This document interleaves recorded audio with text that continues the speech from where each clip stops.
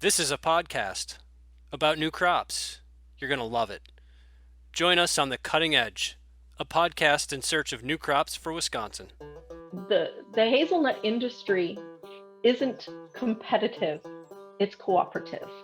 And I think that really helps the entire industry, whether it's in Ontario or Minnesota, Wisconsin, or Oregon or New Jersey. Everybody wants the industry to thrive.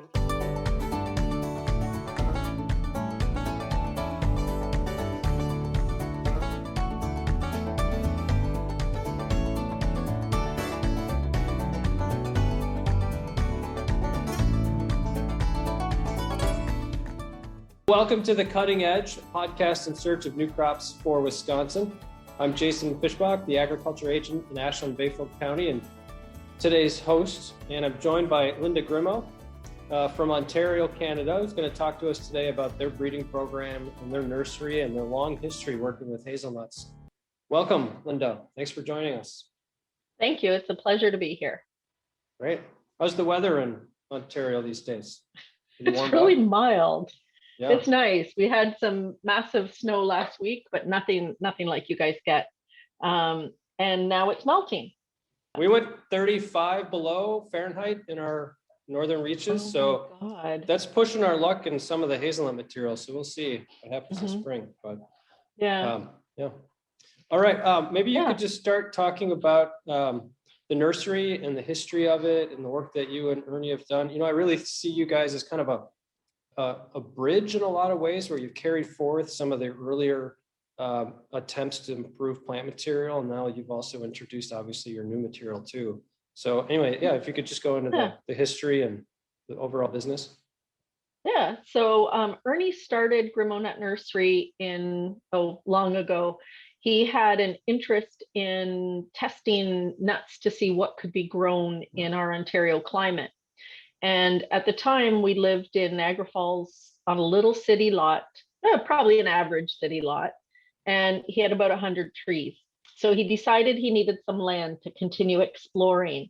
And so he purchased the land in Niagara-on-the-Lake and was collecting all kinds of material from Northern Nut Growers Association members and other people who he had met through his contacts.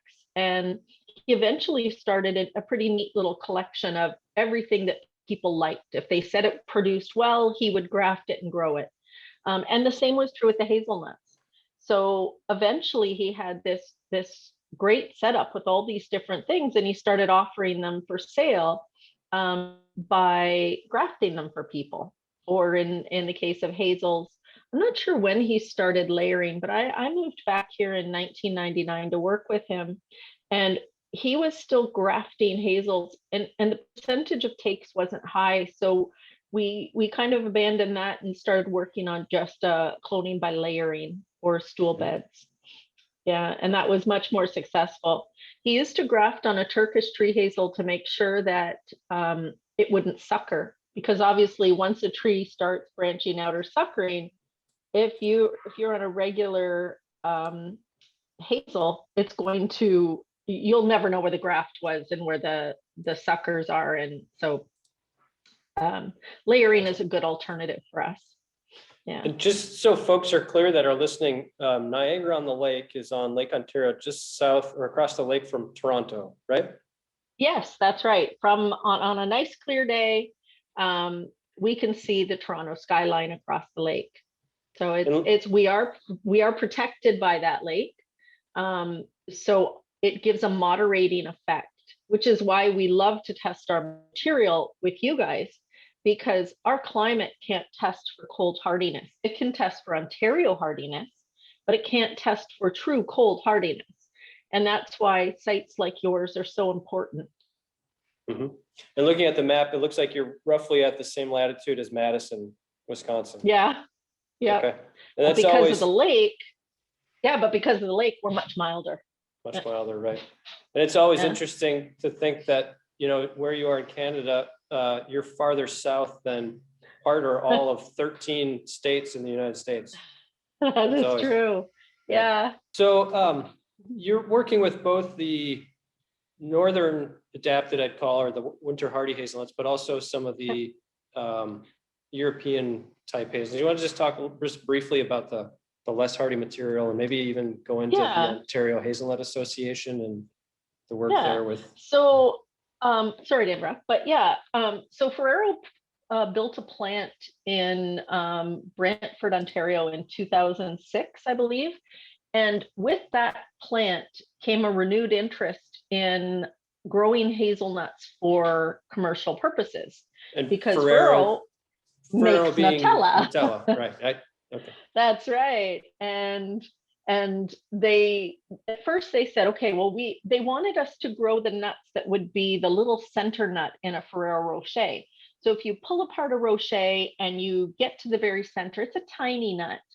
And they like that. And it needs to be a specific size and shape to drop in the center and not change the grams of material going into the little circle, or the little ball. So they thought of Ontario as being a great source for planting these trees and growing them out.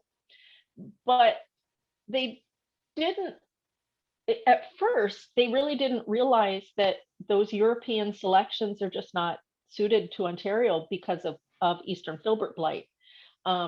So we, through time with their research and their investment and their dedication to the Ontario Hazelnut Association, a lot of research was done to see which of the selections they were really most interested in, meaning the European ones and the Oregon hazels. And then, of course, they asked, the University of Guelph also really insisted that Ernie's material and selections from his earliest days of gathering cultivars and weighing the crops and all of that to get his input on the best Ontario ones that would go into those research plantings. So over the years, they discovered that all of the European ones died off with blight or never produced. They just aren't hardy. They're not suited to our Ontario climate. However, the ones that Ernie selected really yielded the highest, but they aren't the right size and shape for them. Now, to put into that Ferrero Rocher, however, it can be used for the Nutella spread just fine. But they were still focusing on that little nut. So they looked at Yamhill as being an ideal nut for the kernel market for the center of their product. But over time, those Yamhill and Jefferson especially gets blight really bad here. Jefferson definitely. Yamhill, I've never seen blight on our trees, but they don't yield as heavy even as Gamma. And Jefferson, I just consider, unfortunately, you have to do spraying and a lot of maintenance if you're going to plant Jefferson, but it does produce a very nice nut. And so, does Yamhill have the gas-away resistance? Yes. Okay, but Jefferson does not, right?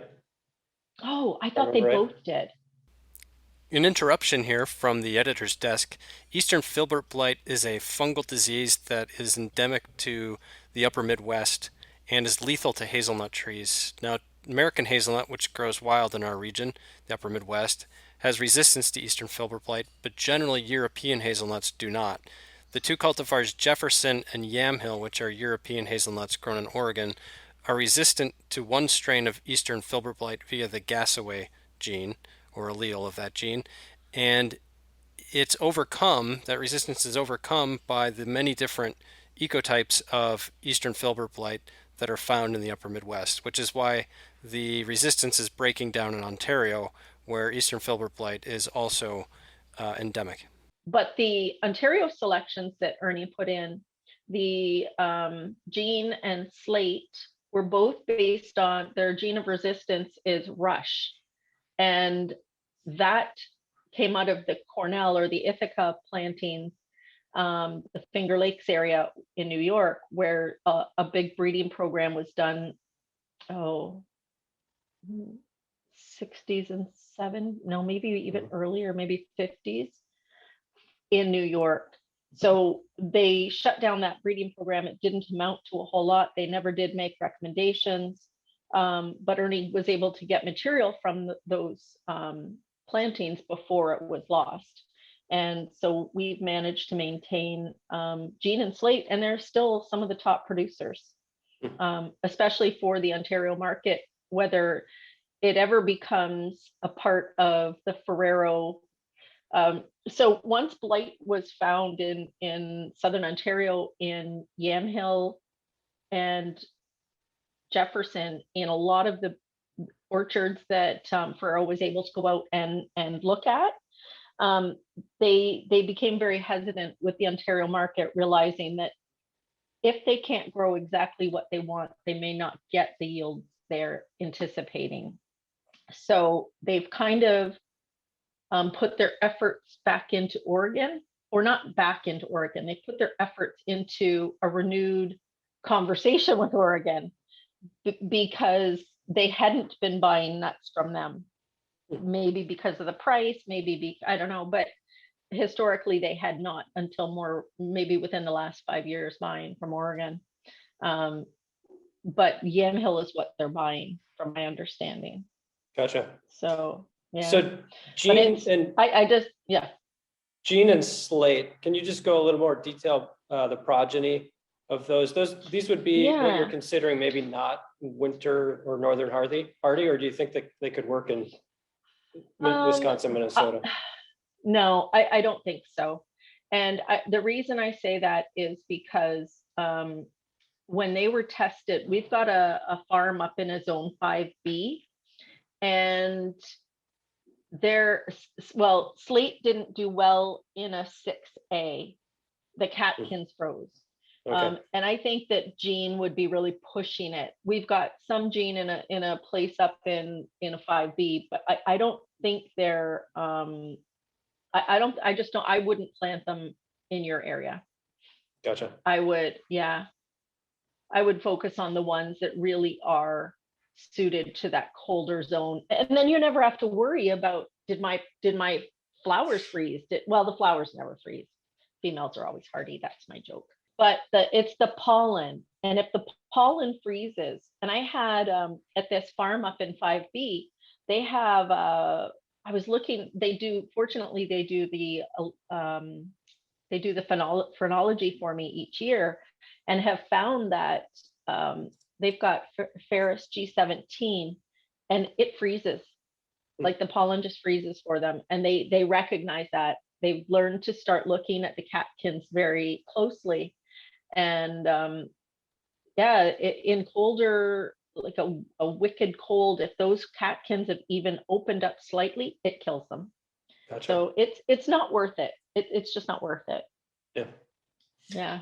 Okay, so that's the stuff more adapted to Ontario. So now maybe let's shift to the northern, more hardy material. And we've been trying to teach our growers here in the Midwest a lot about the difference between seedling hazelnuts and clonal hazelnuts. And seedlings are grown from a seed. Every plant's going to be genetically different versus clonal material. They're vegetatively propagated. Every plant of that clone will be the same. So maybe let's start with the seedling material that you're offering through your website or as a breeder.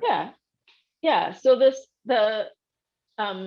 the seedling varieties we're taking them from our best sources. So we consider them by source.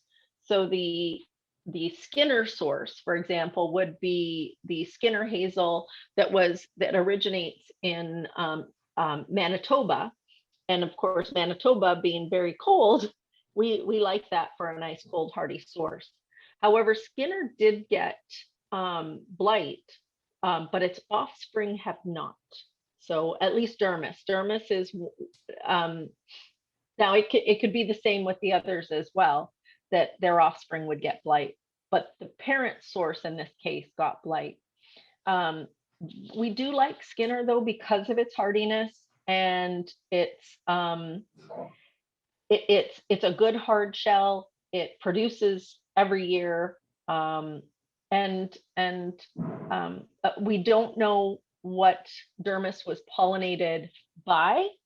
And we don't have the alleles back on that one yet to know to give us an inkling of what the parentage is. We're finding that when the alleles line up, that you can see family lines in that. Okay.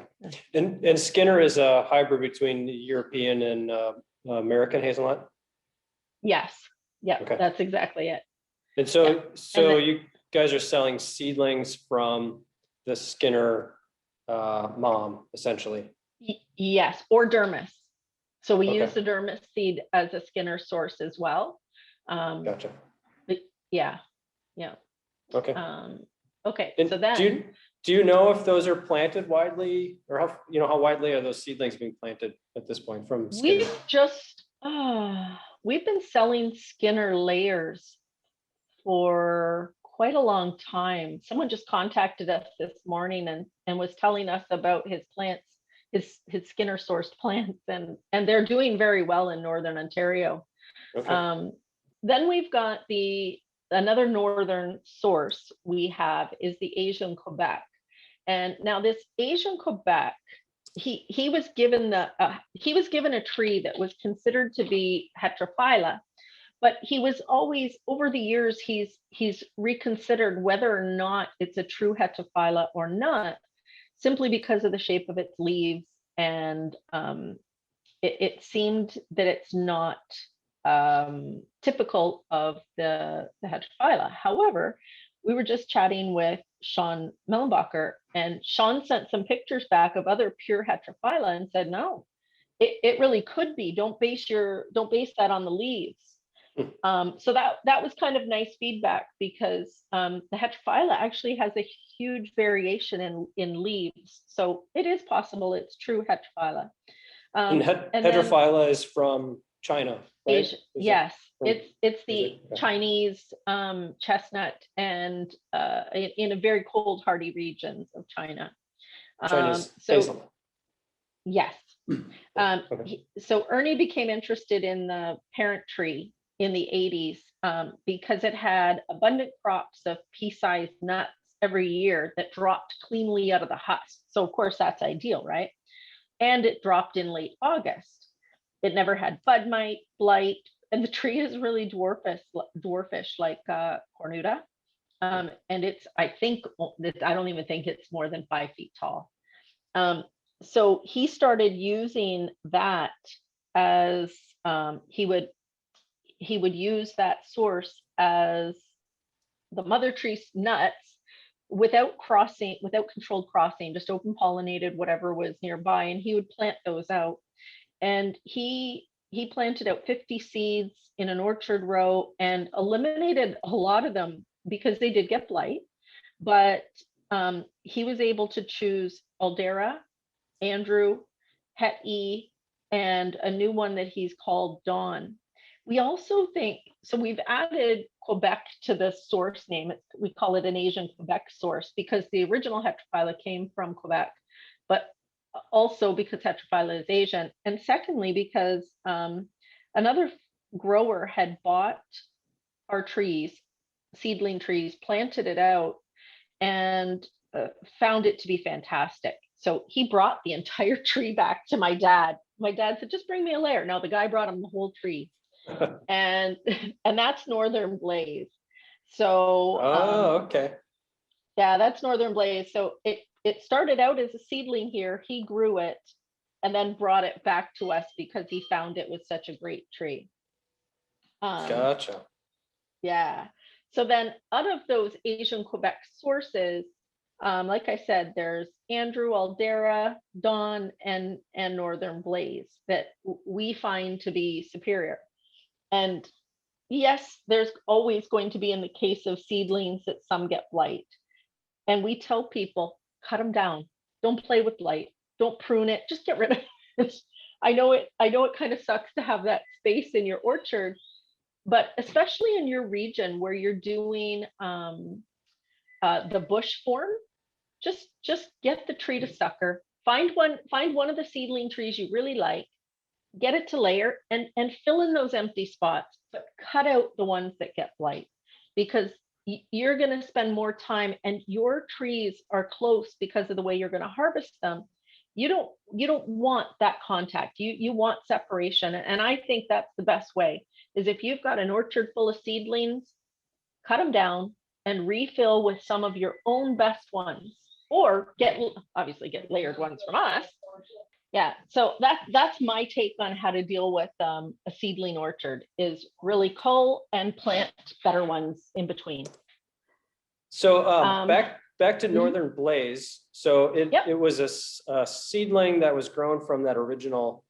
Oh no, sorry. Petrophila. Yeah, and he liked it and transplanted the whole tree at Grimo. Is that what I heard? Right. Okay. Yes. So then Yeah. you've been able to make layers of that since then. Yes. Right. Okay. Because Northern Yep. Blaze. Now we have a lot of these at the West-Madison planting. And Northern Blaze, now it's 1 year, last year was our kind of first nut crop off those plants that were planted in 2018, I guess is when we planted them. And Northern Blaze by far had the most nuts, and the nut quality was just amazing, larger than any of the seedling stuff that's being grown in the Midwest right now. So it's interesting, but I'm looking at your website now and I don't see any Northern Blaze for sale. Is that's still the case? Everything's sold out. If I may have taken it. Oh yeah, I took that and Marion off by mistake. I can add those back in. There's still nothing left, but I can add them back in. Gotcha. Okay. Yeah. Yeah. So that's what he had selected. Mr. Blaze had decided that, this was a fantastic tree and we should make clones of it. Oh, so that's where the Blaze came from. It's the guy's name. Okay. We're all wondering, Mother Blaze. What is that? Okay. That's good to know. Yeah. His name was Jacques Blaze. Okay. So you've got the Skinner origin material, the Asian Quebec source material, and then you've also, looks like, got a Saskatchewan source that you've been working with. Yep. You want to talk about that so one? the Saskatchewan source they're less hardy trees of the Manitoba crosses. So the crosses were made at the Morden Experimental Farm in Manitoba, and he crossed the prairie adapted American hazel with selections from the Geneva, New York breeding project, and distributed the offspring across the prairies. The University of Saskatchewan continues with that hazelnut work, and one of the young workers in that program actually attended the last NNGA conference that we had in person. So it was a pleasure to meet him and to know that there's still people behind this project. Now and blight resistance seems good with those. The mother trees we use ripen in late August, and we think because of their heritage, they're suited for the parentage. They're suited for zones 4A, and of course nicer. Do you know what was they were using from the Geneva breeding program for parents? Were those hybrids themselves too, or were they? No, they never provided him with that information. Okay. Just gave him that it was crossed. So I'm not sure which material they have. Got it. Yeah. Okay. So you're selling seedlings collected from those mother plants. Are there selections or layers that have come out of the Saskatchewan? Yeah. So out of the Saskatchewan. Yep. So out of those came the earliest selections we made were Marion and Frank, and then Joanne and Julia, and then Kiera. But so out of those, now the interesting thing is with these, Frank and Marion produce a nice size, large nut. So did Joanne and Julia, but Julia, we found after selecting it and naming it, we started to see blight. So it had grown here for 20 years without a drop of blight. And then of course it did. So we don't, and I think it gets it up for you guys too. Okay. Joanne is, Joanne's a good tree. We like Kira a little bit better. It's a newer one, but Marion and Frank, we still really like. And Marion is grown up in our 5B field, or not, or our friend's property up there. And he loves Marion. He's like, get me 650 of them. They are early ripening, early producing. He likes everything about them. Yeah, So and that's that's in our West Madison trial here that we also have Marion. It didn't produce quite the same volume of nuts as Northern Blaze, but it was number 2 from, again, our first year of data, but the nut quality there too is just amazing. Really large and, pretty round kernels, easy to crack. Yeah. So it looks good. Yeah. And then Frank is another one. Right now we only know that it has one allele. However, we've been able to work with Sean to see, and we'll know in the next week or so if there is another allele in the pollen that is not quite known yet. We're so very fortunate to work with you guys and Sean and Tom, Sean Mellenbacher and Tom Moeller, because the hazelnut industry isn't competitive, it's cooperative. And I think that really helps the entire industry, whether it's in Ontario or Minnesota, Wisconsin, or Oregon or New Jersey. Everybody wants the industry to thrive. And it's that collaboration is so important. And we're really grateful for it. Yeah, absolutely. We have enough challenges with hazelnuts as it is we don't need to be competitive, right? It just makes it harder for everybody. So, Exactly. Yeah. So on your website, there's all kinds of sold out written there. So what are you recommending? Are you, in the apple industry, it's not uncommon for people to place orders for 2 or even 3 years before they actually get the material. So how are you handling the demand here? And because we know the propagation is slow. But. It is slow. We do have a number of labs. We have 3 labs that we're working with and another nurseryman that has had success with cuttings. So we're working with 4 partners to try and get these things out faster, and it's slow. One contamination in a tissue culture lab and they lose everything, and they start from scratch. So it's that part's been frustrating for us, and we wish we could produce trees faster, but we do use a wait list. So as soon as people email me and express interest in growing hazels, I put them on the wait list. They can change their mind. I'm not binding them to anything, but it also allows me to know when I tell the people to produce trees for me, give me a few thousand, what I'll take whatever they can produce. But it's nice to know that if I actually got the 2,000 of everything, that I'd have buyers for them. So there'll be a point where the supply meets the demand. But for now, we ask people to send us an email. I'll put you on the wait list. You can change your mind. I don't bind anyone to it, but if I ended up with 1,000 alderas, I'll get those out to as many people on the wait list as possible. And then year after year, we fill in the rest of the orchard. Usually I start with at least 2. And I do like, if people are going to grow layers, I really like them to have at least 4. I don't want less than 4. I think that with an industry like this, we really need to make sure that we're optimizing pollen and for pollination.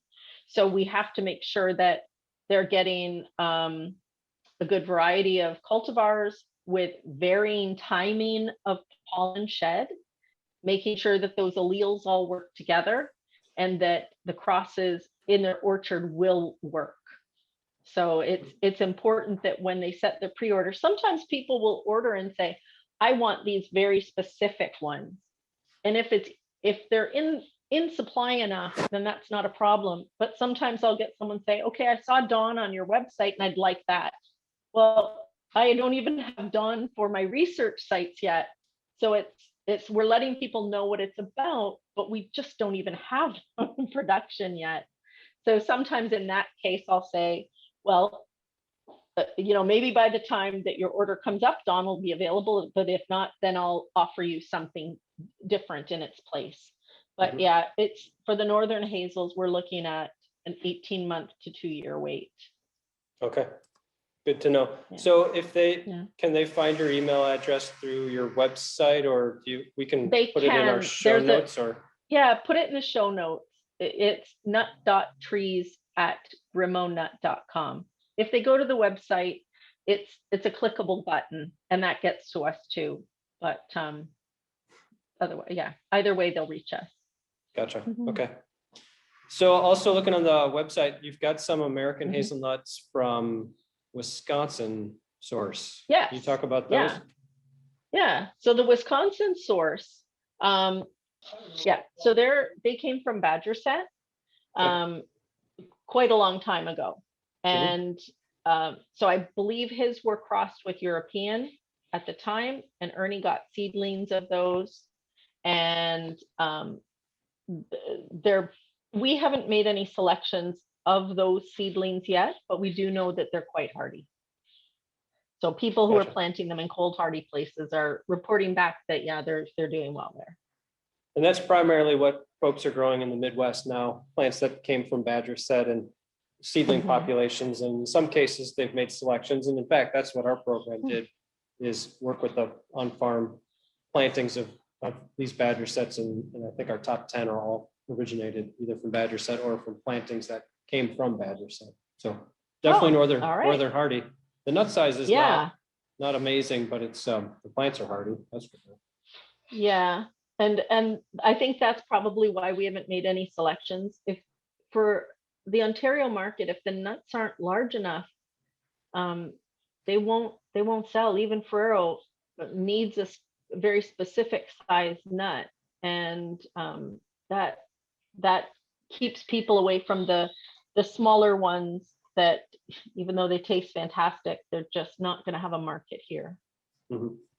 I think if they made oils, or the oils are fantastic that you guys have. When I was at your conference the last time, the oils were phenomenal.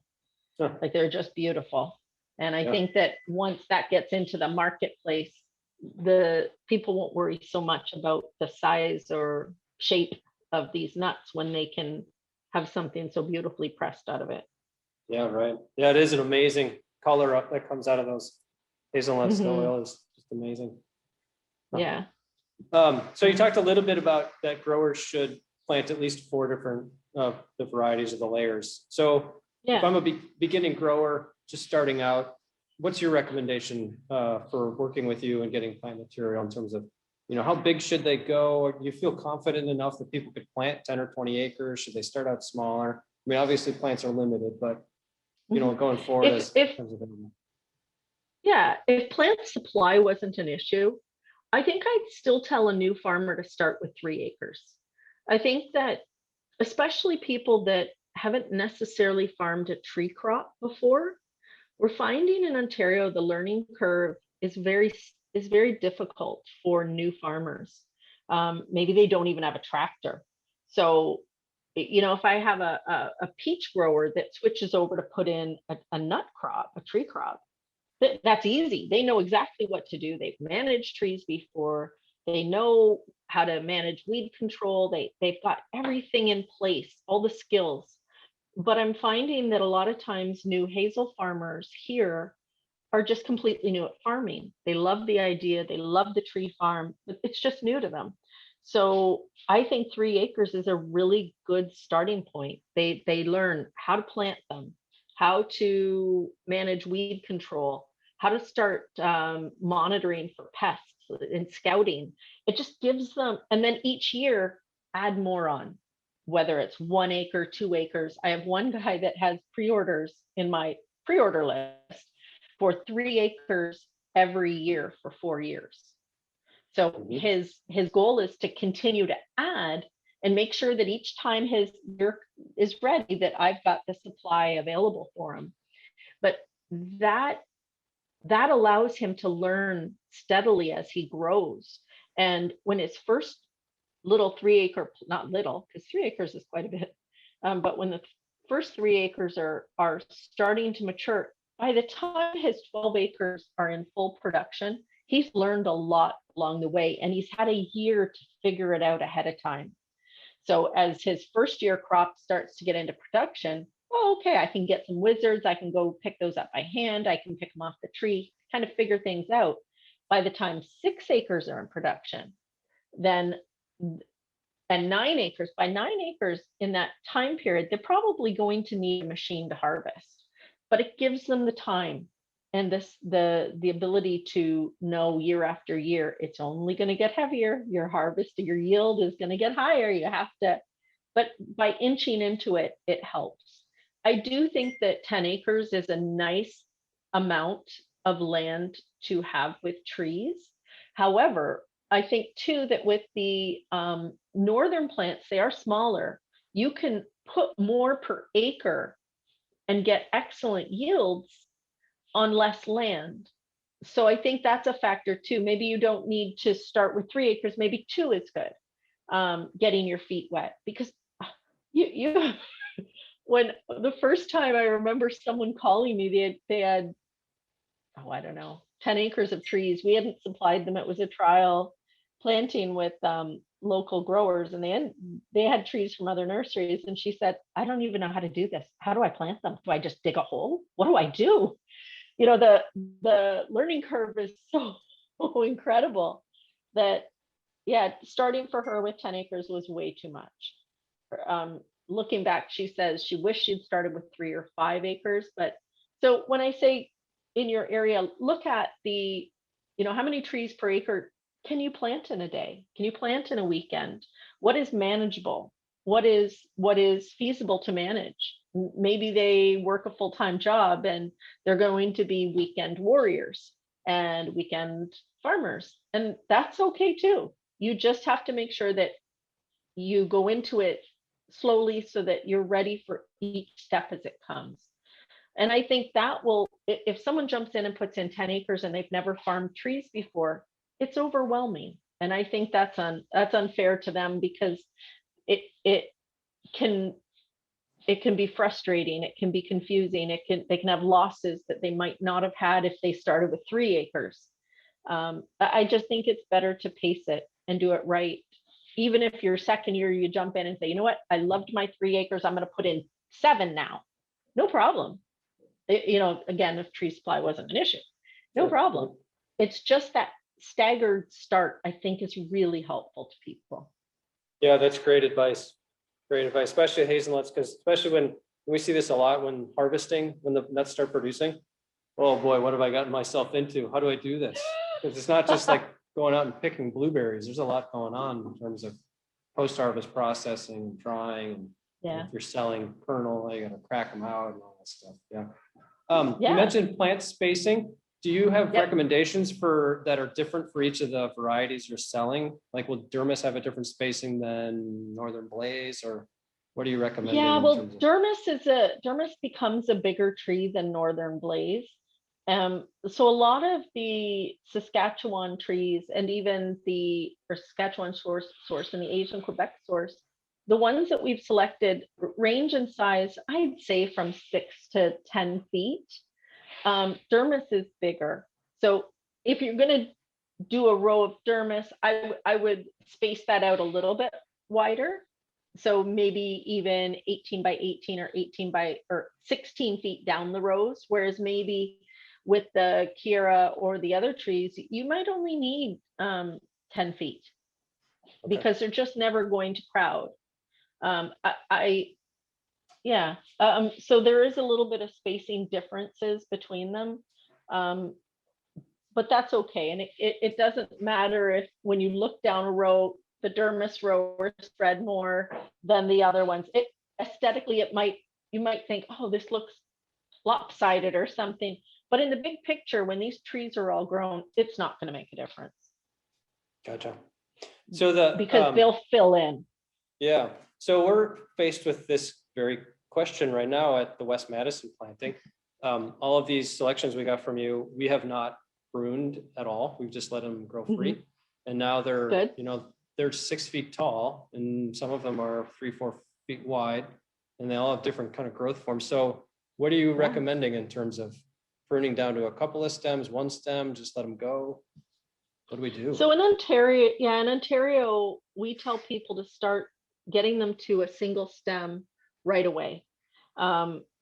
just make that the growth pattern. But I think in your area, the bush type works very well because they are being machine harvested. Well, whether they're being machine harvested on the ground or machine harvested from the tree, I still think it's best to keep the leaves cleaned off in the lower part of the trunk. If you're going to harvest off the ground, then having the leaves and the branching kind of away from the ground helps you to see what you're picking up and helps the machinery to get under the trees. I still think that it's best to at least always manage your plant to have 3 to 4 leaders or main stems. Not leaders, but main stems, because I think in your area, the idea of a single stem isn't going to fly. But I think that when you go to a full bush and you end up with so many branches, you're creating a problem for the tree to produce. The more energy it's putting into its suckers and its growth at the ground, the less energy it's going to put into its performance and crop yield. So if you can manage that to 3 or 4 stems, I would say 5 at the very most. I like 3 or 4. If one branch gets hit, boom. Or if raccoons or something attack the tree, it's only a part of it. It's not the whole tree. I like the idea of 3 to 4 branching because of wildlife and because of, I think it's just a sensible way to go. But I do think it's important to minimize the number of suckers that are allowed to be growing. It definitely will delay production and yielding. Yeah, we're gonna have to get out there and do a little pruning then this spring. But Yeah. So would you say if we're taking it down to 3 or 4, it's just the first year production, are we too late, you think, or is this maybe the first time you would go in there and do the pruning? 3 or 4 years after planting, or? Yeah, 3 or 4 years after planting is just fine. Okay. It's when you get into maybe 10 years later that you're going to have, hold on, let me just, there. You're going to have more difficulty in managing that. It's going to be it's going to be a bigger effort, and the tree has put so much energy into those branching all along that now you're cutting out branches or limbs that have catkins and flowers on them. If you can keep those in mind, even at a young age, I'd say 3 years is a good time to go out and start clip, clip, clip. No, I like these. These are going in the right direction. You want as much light penetration as possible in that canopy. So even if you're looking at our American Hazel F1 hybrid seedling, you can see that it's really a compact bush. Well, it's only going to produce on the outer edge. It's not, and it's a small bush, but it's only going to produce where the light can reach it. And so it's really important to keep that the suckers and the number of stems under control for the yield, for the energy use, and for light penetration. So maybe let's shift gears a little bit. Our growers are, they've got the American Hazelnut Company, but there's no association of growers yet. There used to be what was called the Minnesota Hazelnut Foundation, but most of those growers have kind of since retired or moved on. How are the growers organized in Ontario? Is it the Ontario Hazelnut Growers Association? Is it still active? What is it doing? Or if you could just talk more about how the growing side of the industry is developing. Yeah. So when Ferrero first expressed an interest in hazelnuts in Ontario, that was the second time that there had been an interest in hazels in Ontario. And the first time was when the tobacco growers here were told, you know what, we're not going to be growing tobacco, find another crop. So they moved into some different tree nut crops. And but when that kind of that phase passed, it was kind of let go as well. But the Hazelnut Association kind of got that renewed boost from Ferrero's interest, and there was mostly professors and my dad and Doug Campbell and a few other interested people in the industry that kind of started having discussions every 6 months and formulating some plans. And eventually that turned into a steering committee for an association, which founded the Ontario Hazelnut Association. We were very lucky. We had some funding from like the government for starting up agricultural associations for new crops or something. So it was, I think you can tie a lot of things into innovation, and that might have been how our association got its initial funding to get started. And when was that? When did it form? So it was formed in 2010, I would say, and maybe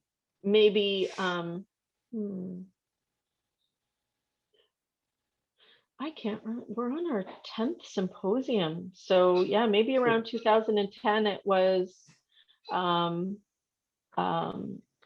incorporated as a farm association.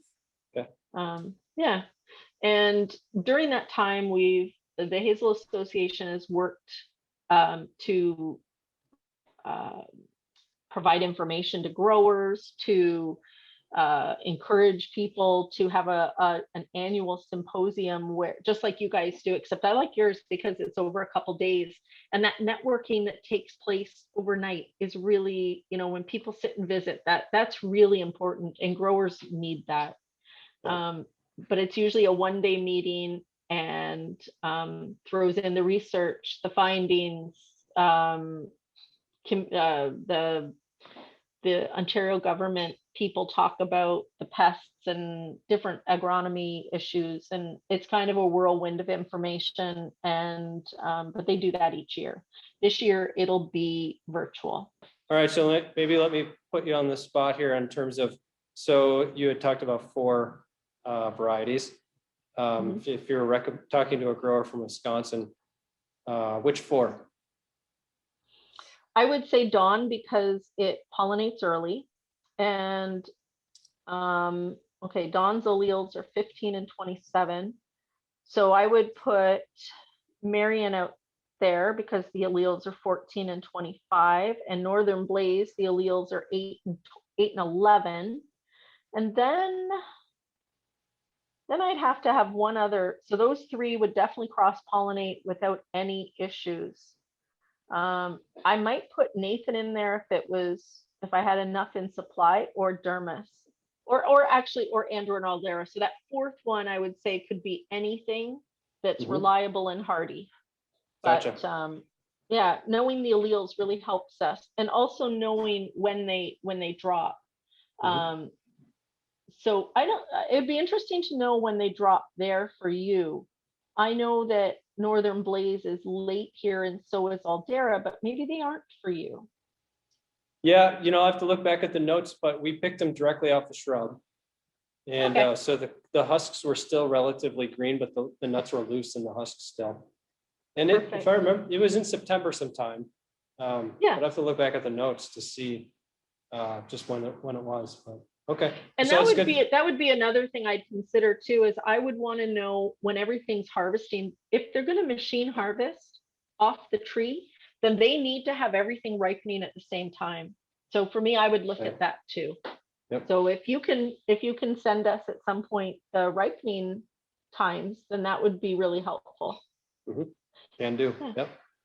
Good. Awesome. So we'll send 200 people at our conference to you to buy Dawn, Mary, and Northern Blaze, and one more. That sounds awesome. Yeah. I wish I could be there. Your group is fantastic, and I'm really excited with everything that you guys do. Well, thanks so much for being on the call, and sorry about the mix up here the other day, but, hey, it was not a pretty day. Hey, you know what? It doesn't matter to me. I'm just happy to talk to you, and I know that the people only hear our voices, but it's wonderful to see you and to connect in this way. Fantastic. Yeah, for sure. All right. Say hi to everyone for me. I will, no doubt. All right. Okay. Take care. See ya. Yep. Bye. Bye.